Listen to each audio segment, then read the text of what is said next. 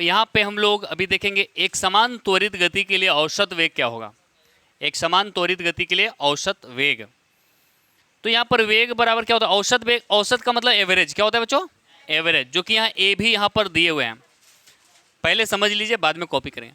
यहाँ पर ए भी दिया हुआ है एवरेज, और भी से वेलोसिटी, क्या वी से वेलोसिटी, और वेलोसिटी मतलब वेग।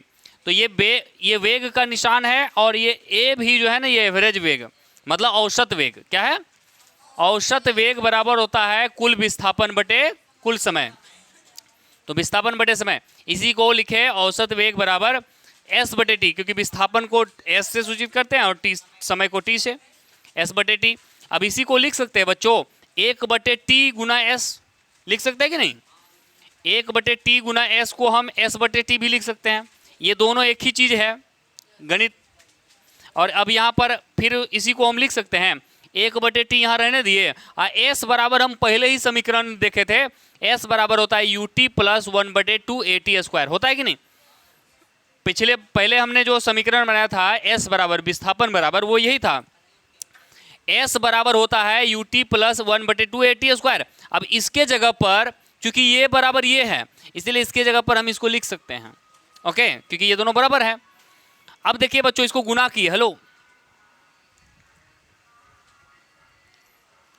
ये गुना होगा इसके साथ भी और इसके साथ भी, तो 1/t को गुना किए जब ut के साथ, तो ये गुना हो गया यहाँ पर। अब फिर 1/t को गुना किए इतना के साथ इधर। अब देखिए यहाँ पर क्या हुआ, ये t और t कैंसिल हो गया, क्या हो गया बच्चों, ये t कैंसिल हो गया, तो खाली u बचेगा ऊपर में, u दे दिए। यहाँ अभी देखो यहाँ पर 2 ठो t है, t गुना t, यहाँ क्या है t इंटू टी। अब उसमें एक t को कैंसिल कर दिया इस t के साथ, तो एक तो t बचा हुआ है वहाँ पे, और ऊपर में एक a भी बचा हुआ है, तो a इंटू ए टी ऊपर में बचा हुआ है, और नीचे में 2 खाली बचा हुआ है, ये तो t कैंसिल हो गया था, काटेंगे तो at/2 बचेगा, और यहाँ पर केवल u बचेगा, ओके।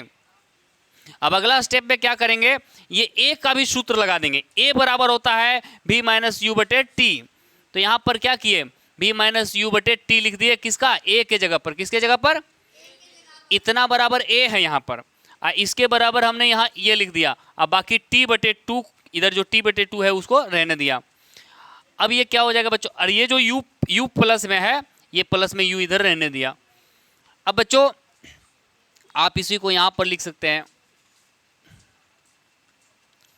अब क्या किए अगला स्टेप में, देखिए ये t और t कैंसिल हो गया, क्या हो गया, हाँ, जब ये t और t कैंसिल हो गया तो ऊपर में v माइनस यू खाली बचा, अब बटे में 2 बचा, इधर तो u प्लस है ये है। अब इसको भिन्न जोड़ कर दिए, देखिए u/1 plus v minus you बटे 2, इसको भिन्न का जोड़ किए हैं, तो 1 और 2 का लसा क्या होगा, 2, और यहाँ पर आप भिन्न जोड़ में जानते हैं कि 1 से 2 को भाग करेंगे 2 आएगा, और 2 गुना u करेंगे तो 2u आएगा, प्लस v माइनस यू इधर लिख दिए, क्योंकि 2 से 2 को भाग करेंगे 1 आएगा, 1 गुना इतना तो इतने आएगा।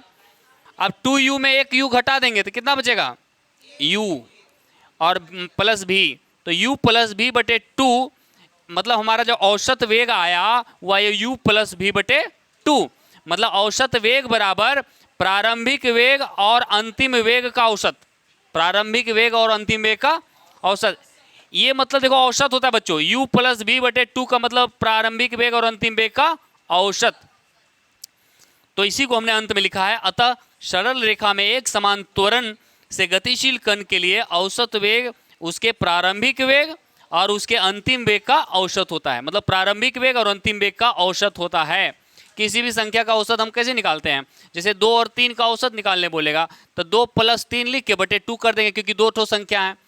तो उसी तरह u और v का औसत निकालने बोलेगा तो u + v करके 2 से भाग दे देंगे, तो ये औसत हो गया। अंडरस्टूड, ठीक है, इसको कॉपी करें।